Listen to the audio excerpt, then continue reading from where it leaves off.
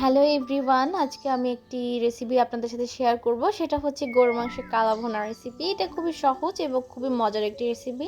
অনেকেই ভাবেন যে কালা ভুনা রেসিপিটি করতে গেলে অনেক ঝামেলা লাগে, কিন্তু আসলেই না, এটা একদমই ঝামেলাবিহীন এবং একটু সময় সাপেক্ষের ব্যাপার। তো চলেন দেখে আসি কীভাবে রান্না করি।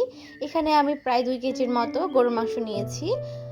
ভালো করে ধুয়ে পরিষ্কার করে নিচ্ছি। অবশ্যই আপনারা চেষ্টা করবেন হাড় এবং চর্বি সহ মাংসটা নেওয়ার জন্য, তাহলে কিন্তু গরুর মাংসের কালা ভুনা খেতে খুবই ভালো লাগবে।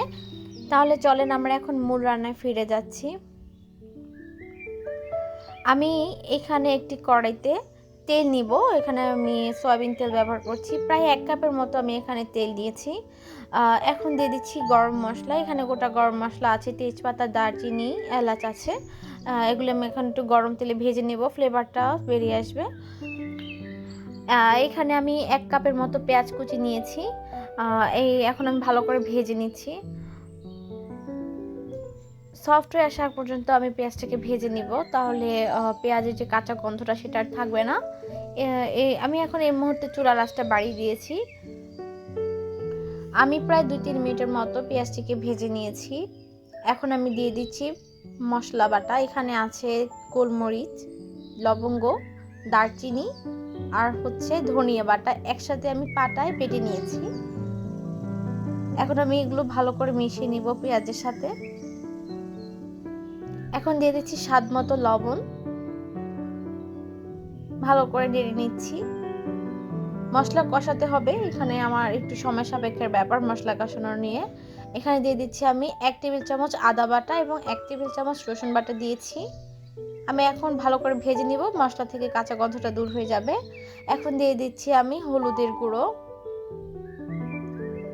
প্রায় 1 টেবিল চামচের মতো আমি হলুদের গুঁড়ো দিয়েছি। আর এখানে দিয়ে দিচ্ছি 2 টেবিল চামচের মতো মরিচের গুঁড়ো। যেহেতু কালা ভুনাতে একটু ঝাল ঝাল খেতে ভালোই লাগে, তার জন্য আমি একটু ঝালটা বাড়িয়ে দিয়েছি। আপনারা চাইলে ঝাল কমিয়ে দিতে পারেন। এখন আমি মশলা কষানোর জন্য একটু পানি দিয়েছি, না হলে আমার মশলাটা পুড়ে যাবে। পানি দিয়ে আমি প্রায় 5 মিনিটের মতো মশলা কষিয়ে নিব। আমার তেল ভেসে এসেছে, আমার মশলা কষানো হয়ে গিয়েছে।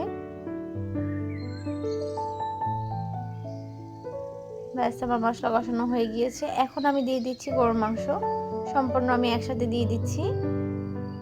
একটু হাড় চর্বি নিয়ে চেষ্টা করবেন দেওয়ার জন্য, তাহলে কিন্তু কালা ভুনা খেতে খুবই ভালো লাগবে, একটা অথেন্টিক ফ্লেভার পাবেন।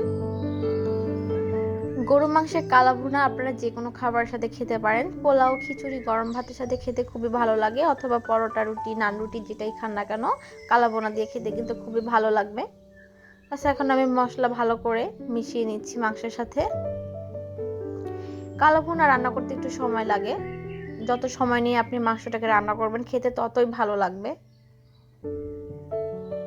দেখেন মাংস থেকে কতটা পানি বেরিয়ে এসেছে। প্রায় 10 মিনিটের মতো আমি মাংসটাকে রান্না করেছি, তার জন্য অতটুকু পানি বেরিয়ে এসেছিল। এই পানি দিয়ে আমি মাংসটাকে সিদ্ধ করে নিচ্ছি। ঢেকে দিচ্ছি। ঢেকে দেওয়ার পর দেখেন আরও অনেকটা পানি বেরিয়ে এসেছে।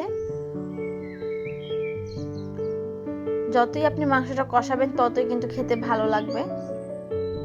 কষাতে কষাতে একটা কালার চলে এসেছে, খুবই সুন্দর একটি লাল কালার চলে এসেছে। খেয়াল রাখবেন যেন মশলা পুড়ে না যায়, সেই জন্য আপনি চুলার আঁচটা কমিয়ে দিতে পারেন। আমি আর একটু পানি অ্যাড করছি। মাংসটা ভালো করে সিদ্ধ হওয়ার জন্য আমি আরেকটু পানি দিচ্ছি।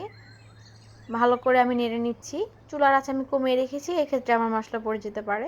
এখন আমি দিয়ে দিচ্ছি এখানে মাস্টার্ড অয়েল, আর দিয়ে দিচ্ছি শুকনো মরিচ। আর এখানে আমি আবার 1 কাপের মতো পেঁয়াজ কুচি অ্যাড করছি।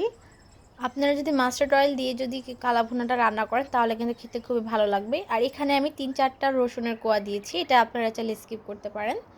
আর এক্ষেত্রে আমার এখানে পেঁয়াজটা ভাজা ভাজা হয়ে গিয়েছে। এখন আমি মাংসের সাথে দিয়ে দিচ্ছি। এখন আমি প্রায় 15-20 মিনিটের মতো মাংসটাকে ভালো করে ভেজে নিব। যতই আপনি ভাজা ভাজা করবেন, ততই আপনি কিন্তু অথেন্টিক ফ্লেভারটা পাবেন। এখন আমি দিয়ে দিচ্ছি জিরা গুঁড়ো। সবশেষে কিন্তু জিরা গুঁড়োটা অবশ্যই দিতে হবে, তাহলে খেতে খুবই ভালো লাগবে। আমি আবারও মিক্স করে নিচ্ছি। চুলার আঁচ আমি কমিয়ে রেখেছি, নাহলে মশলা পুড়ে যাওয়ার একটি চান্স থাকে। ভাজতে ভাজতে একটা কালার চলে আসবে। যখন দেখবেন যে এইরকম টাইপের একটা কালার চলে আসবে তখনই মনে করবেন রান্নাটা হয়ে গিয়েছে। খেতেও খুবই ভালো লাগছে। আপনারা সবাই ভালো থাকবেন। আল্লাহ হাফেজ।